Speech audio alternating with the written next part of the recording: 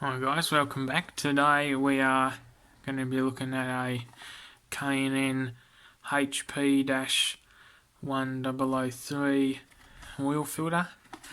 I had a few requests from you guys to have a look at a K&N filter and see what they're like. This particular one is the same as the Toyota and the Fleet Guard and the Secura filter and the Ryco Syntech that I've done on here. This one's meant to be the same fitment as that. So I look forward to seeing what's in there. There's a fair bit going on the box. The Performance Gold, wrench off, premium efficiency and capacity.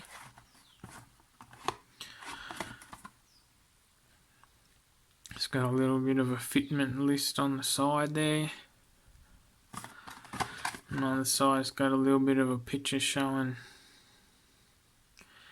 extended life, high flow media, silicone, drain back valve where applicable, thick canister, rugged steel internal components. Says it's endorsed by NASCAR.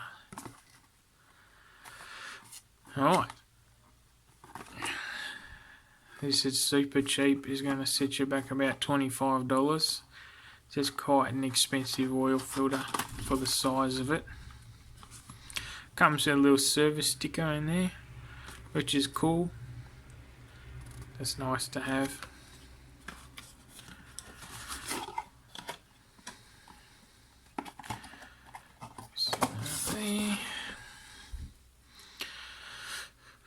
So we've got on the front big K&N sticker, NASCAR,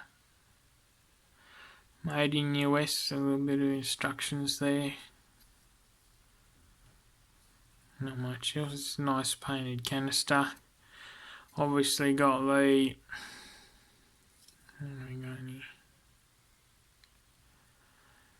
date code, product of USA. Got the wrench off part, which is what it says on the box, and the little hole. I believe the little holes are designed for stuff like motorcycle racing. Sometimes the filters come off, but they tie a bit of string so that they don't fly down the track. And obviously the hex is just for getting the filter off. A lot of people seem to think that's really good. Personally, I mean, as long as you got the right tools, getting the oil filter off is not really an issue. Maybe you got a strap wrench, you can do most of them, or if it's particularly hard, a cup wrench that fits over the the bits on the end there. So, you know, everybody has a different preference. Personally, I don't really mind whether it's got a nut or not. So for me, it's not really a big selling point, but some people like it. The gasket there.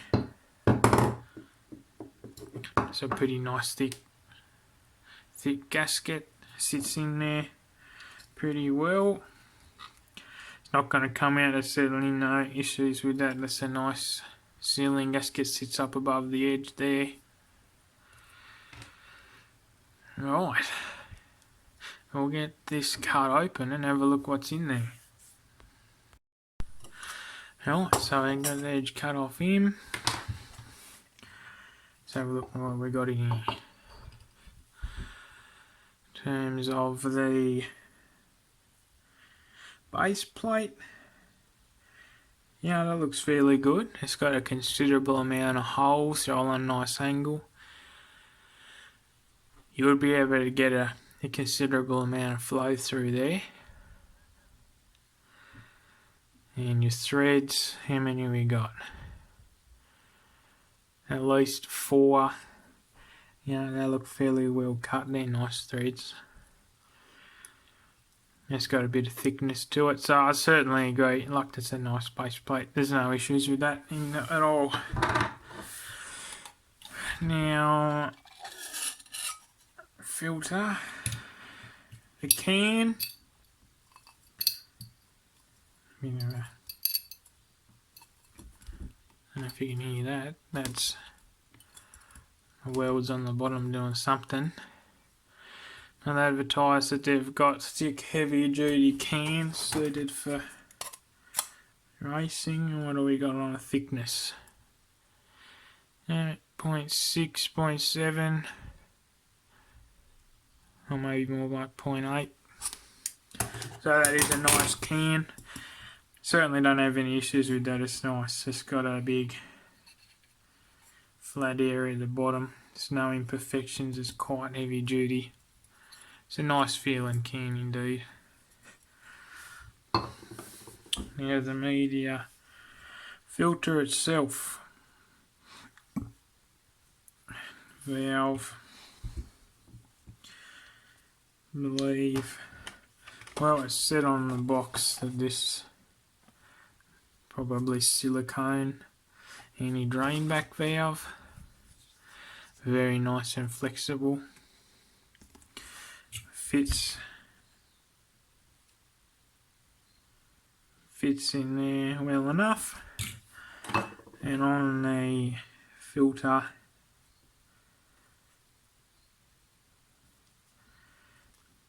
it sits up a little bit, if you see that, for me to make that seal down on there, because that edge would be where that's sealing on that flat part. It's going to go down a bit. But in terms of sealing as an anti-drain back, that's good there. Sealing the canister with a bit of pressure on there, it'll be sealed just fine. Right, I've got a push button type bypass valve. You know, it's adequate with a little coil spring in there. You know, like if you're gonna have a pressed steel filter spring, this is about as good as a bypass valve you get, I suppose, but there.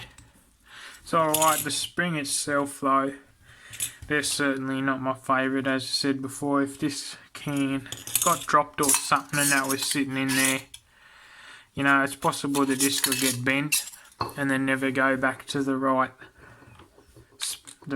spot. It wouldn't be springy anymore, and then because this relies on the pressure there to seal it in the can, you'd never be, you know, as it sits, that's just got no pressure. Like that was sitting there, you know, when I lift it off, that's got the tiniest little amount of spring in it. You know, if that was a coil spring, that should be sitting up like around there, but as it is, it just sits in there. So certainly not very happy with these springs, you know. And even in terms of sealing around that bottom of that filter, that's a nice tight fit, but it's not a tight fit from a seal all the way around. You can see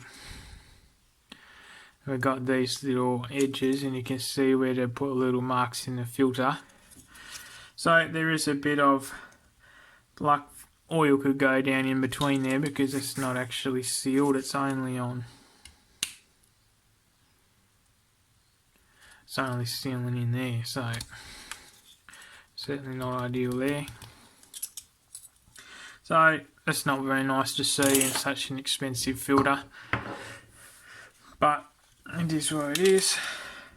Now, one thing I noticed when I first opened up this can, we'll get rid of that for a sec. That filter is hardly taking up any of the space in there. It's tiny. If you compare that to something like this Ryco, now it sits in there, you know, it's only got a tiny little bit of sideways movement. On this, you know, the size of this compared to that can, this is, you know, 56mm, and the can, you know, 64mm. Like this thing, that's nearly 10mm difference in the size of the can, and there's no locating pleats or anything. So if that was slightly off centre in manufacturing, that wouldn't seal, you know, that could come from the factory like that, possibly, like you wouldn't know. The spring though, that, you know, that sits a bit better than the filter itself does.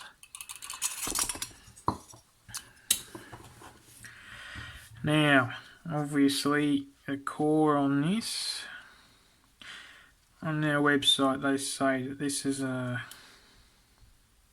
synthetic blend media. We'll cut that out and have a look, but this is a very small element, so I'm interested to see how much element's actually got in it and what it's like. See what it appears to probably be the same there, which doesn't really look attached at all, and I've obviously got that. I'm not sure, get extra glue or something spilled on there. We'll get it out and have a look. Okay, so I got this stuff cut out, filter media.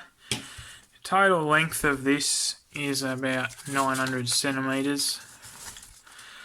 Comparing that, you know, in this video we'll use the Ryco Syntech as a comparison, since this is about the same price from the same shop in a different brand. You know, this is a premium version of Ryco, this is a premium K&N.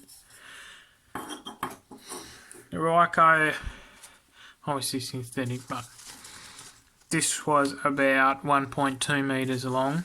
This is about 900, but in terms of width, there's just no comparison. Like this K&N has just got a tiny little canister in it. The join, where it was joined, was here. When I pulled them out, it was just, it was where I thought it was. So you can see there's a tiny little strip of glue that goes part way along there and then not down the other side. And there's no glue left over on this end, so that was only half glued there. You know, that's something I would expect off a very cheap, dodgy filter. That could very easily torn and probably just bypass oil straight through there, straight from the factory. We'll put a bit of this under the microscope and have a look, see what it's like.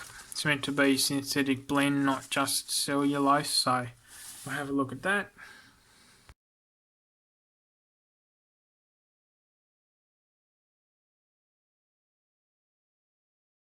Oh, so that's the media under the microscope, and I think it is fairly nice. It looks quite dense.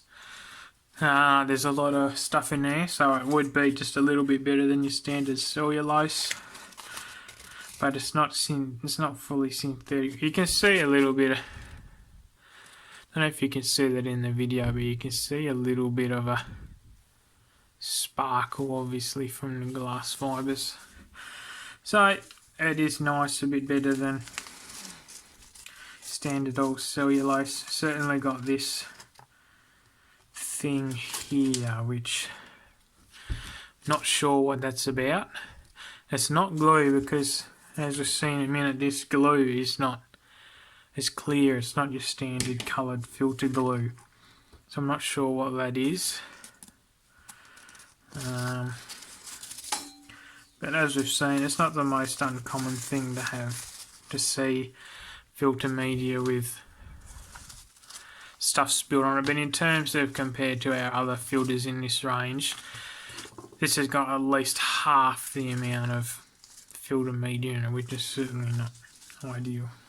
In terms of the core itself, it's got a dreaded E core in the middle. This thing's lightweight as,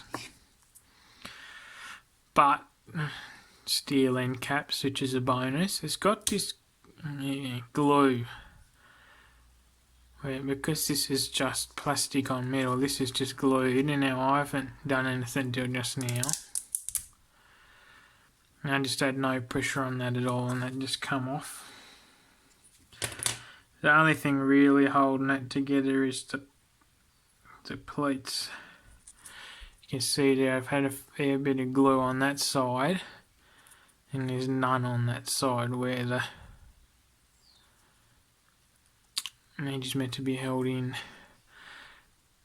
The pleat spacing is generally pretty good on there though, and I got this.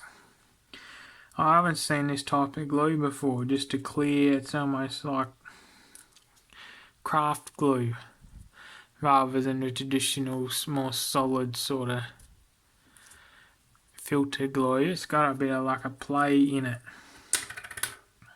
in the middle end cap. And once again, these plastic cores, yes, they let a lot of oil through, but if you had a lot of pressure going through this, you know, and that media tore a little bit, that would just go straight through the holes in there and straight in the engine. And these can also break a little bit of plastic going into your engine. This one does have a fairly decent looking bypass valve though, so that's not the worst, but it's certainly very lightweight. Now, so just out of interest for you people that are interested in buying these things, sitting that up here. As I said, we might use the Ryco Syntech as a bit of a comparison against this here K&N Performance Gold.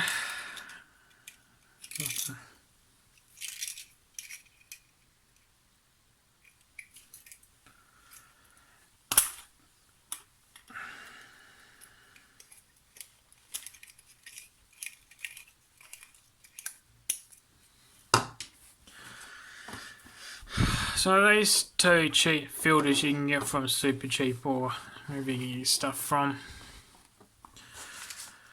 They're both about the same price. They're both fairly expensive filters. So the K&N is a few dollars more than the Ryco Syntech though. They're both around $25. The K&N is obviously quite a bit smaller than the Ryco.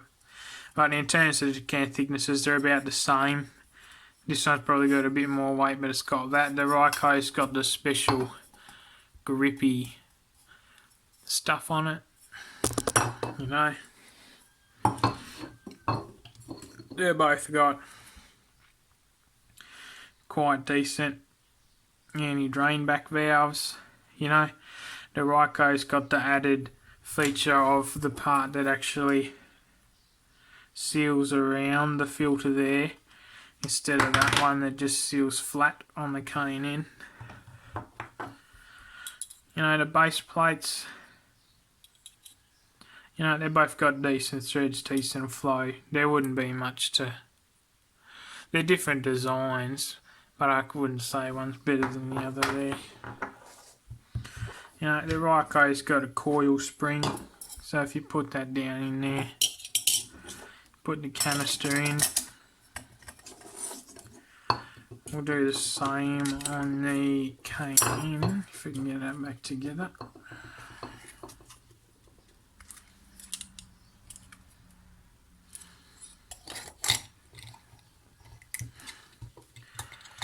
Put our valves in there.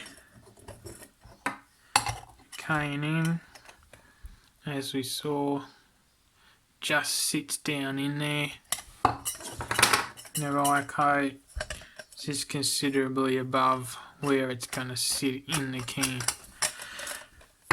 So that shows you straight away the value of a coil spring over this stuff. So that's certainly better about that one.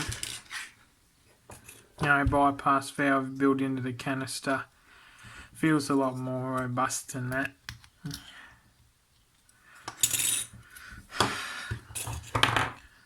Ryco's got a much bigger sealing ring, and it is Teflon coated, so it seals and slides on and off nicely.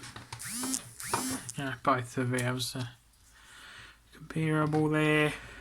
The canister, obviously got a huge one on the Ryco compared to the K&N. Massive size difference.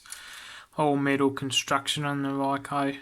Nice crimped centre tube rather than this half glued junk. And then obviously with your money that you spend on the Ryco, you get a nice well made 100% synthetic media and a fair old bit of it, plus your metal mesh backing wire that goes in there, gives it a lot of strength. And for your extra few dollars on the K&N, you'll be getting half the amount of media in a synthetic blend with no extra added strength.